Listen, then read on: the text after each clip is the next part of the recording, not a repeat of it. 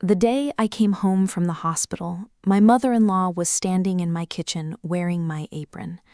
She had rearranged the spice cabinet. She had moved the coffee maker to the other counter. She had put a vase of flowers on the table that I had never seen before. Her flowers, from her house, in my home. She turned around when she heard the door and she smiled at me the way she always smiled, warm, wide, like she was doing me a favor just by being there. She said, "Baby, you're home. Come sit down, I made lunch." I stood in the doorway for a moment. I looked at my kitchen. I looked at my apron on her body. I looked at the flowers on my table and the spices in the wrong order and the coffee maker on the wrong counter. And then I set down my bag and I sat down at my own kitchen table and I ate the lunch she made. Because I had learned in 22 days in a hospital bed exactly what I needed to do, and none of it required me to say a single word that afternoon.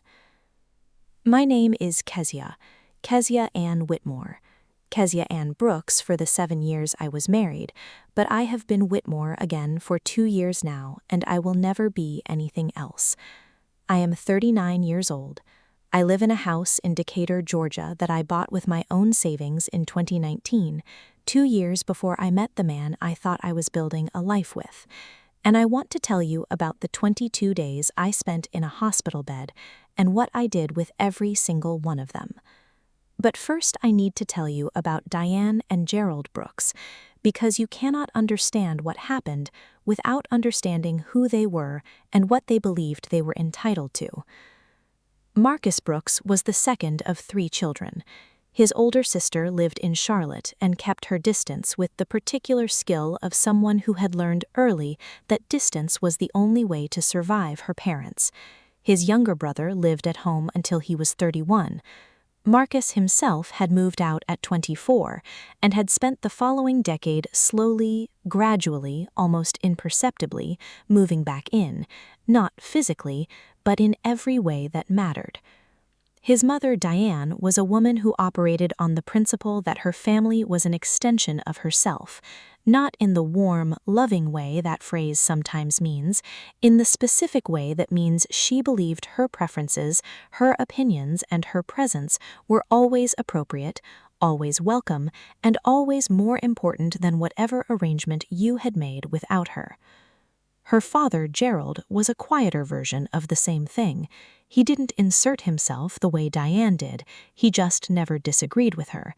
In 22 years, as far as I could tell, Gerald Brooks had never once told his wife no. I met Marcus at a church conference in Atlanta in the spring of 2020. He was everything you would want a man to be at a church conference: respectful, well-spoken, attentive in a way that felt like intention rather than performance. He had a good job, a clean apartment, and a relationship with God that appeared to be genuine.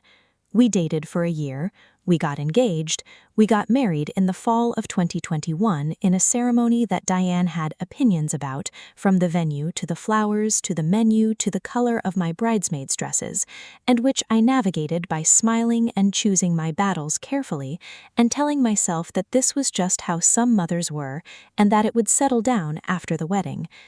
It did not settle down after the wedding. Diane visited once a month in the first year, then twice a month. Then she started calling Marcus every evening, not texting, calling at 7 p.m. while we were having dinner, and Marcus always answered. He always stepped away from the table. He always came back 20 minutes later and said, "Sorry, you know how she is," with a smile that was also an apology for asking me to accept something I had not agreed to. I said something about it twice in the first year. The first time, Marcus said her mother was just checking in and I needed to be patient with her.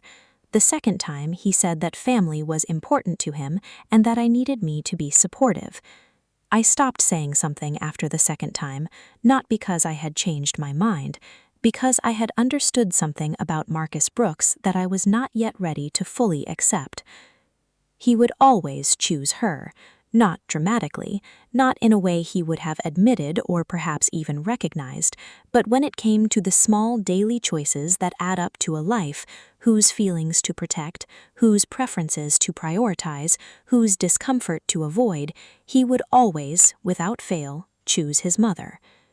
The diagnosis came in the 3rd year of our marriage. I had been having symptoms for several months: fatigue, pain that came and went, bloating that wouldn't resolve.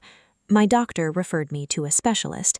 The specialist ordered tests, and on a Thursday afternoon in February, I sat in an office and was told that I had a fibroid the size of a grapefruit that had wrapped itself around my left ovary, and surgery was non-optional. I told Marcus that evening. He held my hand. He said he was sorry. He said we would get through this together. And then he called his mother. I heard the conversation from the bedroom. I heard him tell her about the surgery. I heard her say that she and Gerald would come and help. I heard Marcus say that would be wonderful.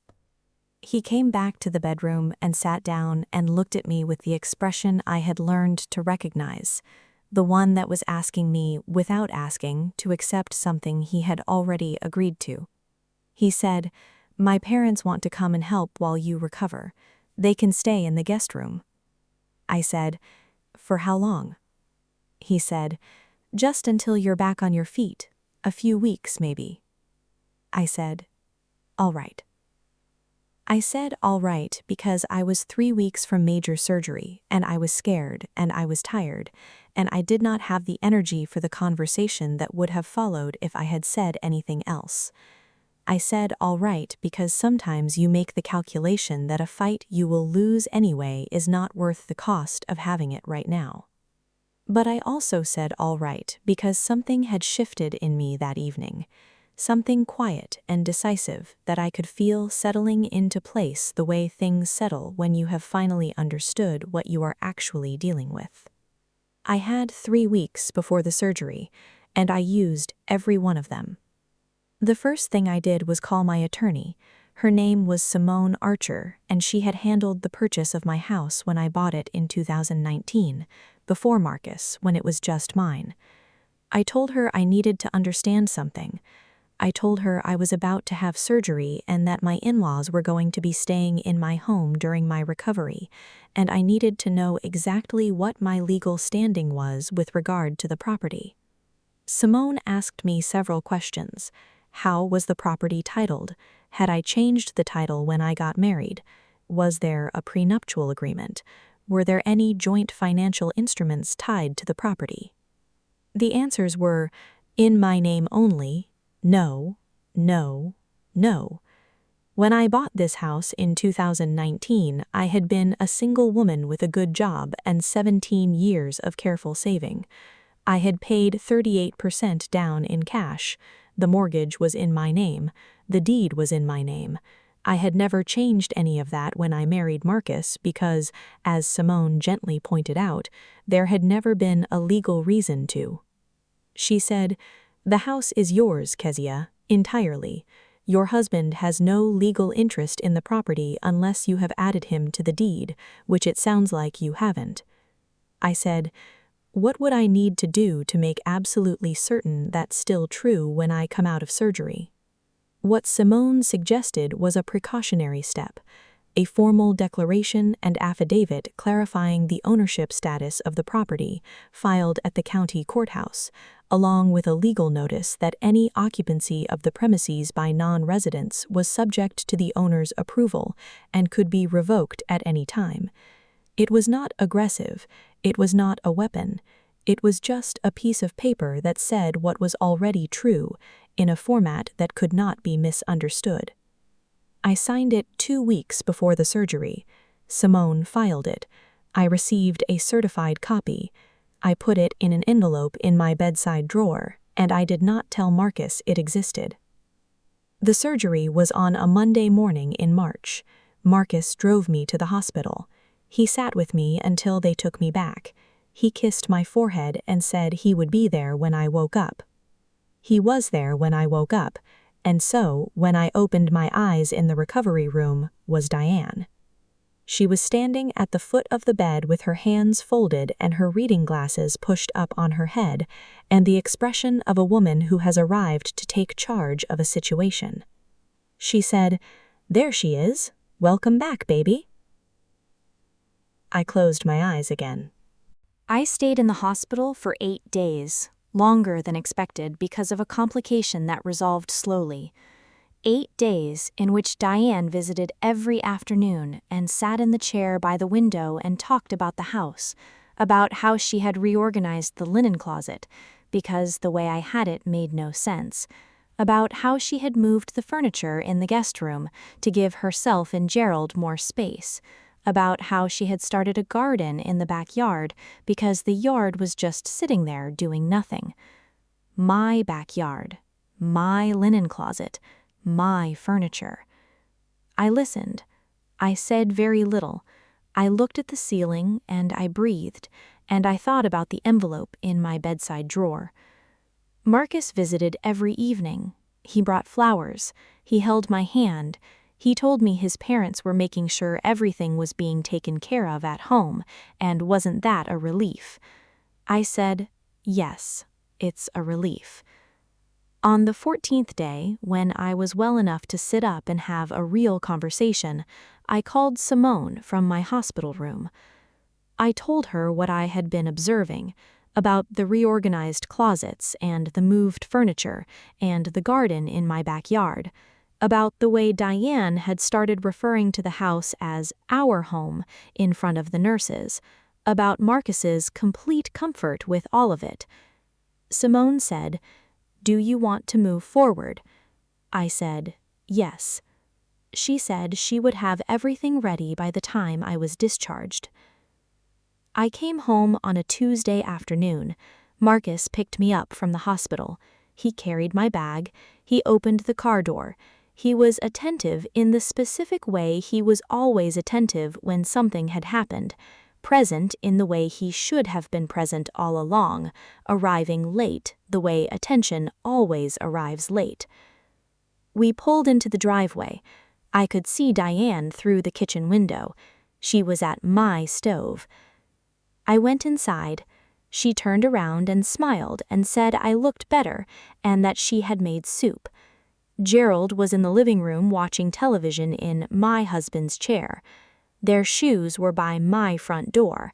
Their coats were on my hooks. I sat down at my kitchen table. I ate the soup. I was polite. I thanked Diane for taking care of things. And then, after dinner, when the dishes were cleared and Gerald had gone back to the living room and Marcus was on the phone with someone, I reached into my bag and I took out the envelope Simone had messengered to the hospital that morning. I set it on the table in front of Diane. She looked at it. She looked at me. I said, "This is documentation of the legal status of this property. I want you to have a copy so there's no confusion." She opened the envelope. She read the first page, and I watched her face change the way faces change when something you believed was available to you turns out not to be. She said, "What is this?" I said, "It's the deed to the house and a legal notice clarifying that this property is owned solely by me and that any occupancy is at my discretion." She said, "Marcus." I said, "Marcus doesn't own this house, Diane. I bought it 2 years before we met. His name has never been on the title." She said, "He never told me that." I said, "I know." The conversation that followed lasted about 20 minutes. Diane called Marcus in. Marcus read the document. He looked at me with an expression I had not seen on his face before, something between surprise and the beginning of an understanding he was not ready to have. He said, "Kezia, when did you do this?" I said, "Before the surgery. I wanted to make sure everything was clear." He said, "You didn't tell me."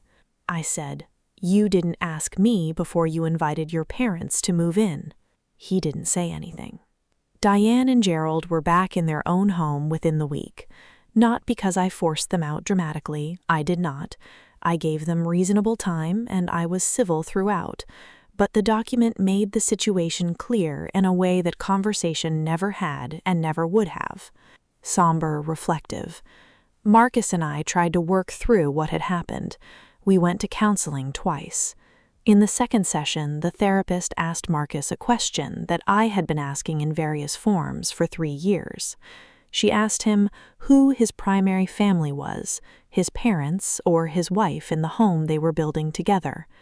He could not answer. Not because he didn't know, because he did know, and the answer was not what it should have been. Reflective. We separated 6 months after I came home from the hospital. The divorce was finalized a year later. The house remained in my name throughout because it had never been anything but mine. I want to tell you something about the 22 days I spent in that hospital, about what it is like to lie in a bed when your body has been through something significant and you have a lot of time to think. Warm, reflective. I thought about all the times I had set something down because picking it up felt like more of a fight than I had energy for. All the dinners I had eaten while Marcus talked to his mother, all the rooms I had quietly rearranged in my own mind to make space for people who had never been invited. And I thought about this house, about the woman who had saved for 17 years and walked into a closing and signed her name on a deed and driven home to something that was entirely hers, about what she had been before she had tried to make herself smaller to fit into someone else's idea of a family. Warm. I decided in that hospital bed that I was not going to be smaller anymore, not for Diane, not for Gerald, not for Marcus, who had loved me in the limited way he was capable of loving anyone who wasn't his mother. Warm. The document was not revenge, I want you to understand that. It was not a weapon I had been sharpening for years. It was simply the truth, written down, filed at the courthouse, and placed on my kitchen table at the moment when the truth needed to be seen. Warm. I want to say something to anyone listening who has been made to feel like a guest in their own life, who has smiled and said all right and stepped aside and made room for people who never once asked if there was room to spare. Warm result. You are allowed to know what is yours. You are allowed to document it, protect it, and be clear about it without apology. Clarity is not cruelty. Knowing what belongs to you is not aggression. Warm. The woman who bought this house in 2019 knew exactly what she was doing. She just forgot for a while. She remembered in a hospital room in March, and she has not forgotten since. Warm. I still live in this house. The spice cabinet is back in the order I prefer. The coffee maker is on the counter where it belongs. The apron is hanging on its hook. Warm. If this story moved you, share it with someone who needs to hear it today. Subscribe to Zuri Chronicles because every week we come back here and tell another story, another truth, another woman who remembered what was hers. Warm. My name is Zuri, and I'll see you next time.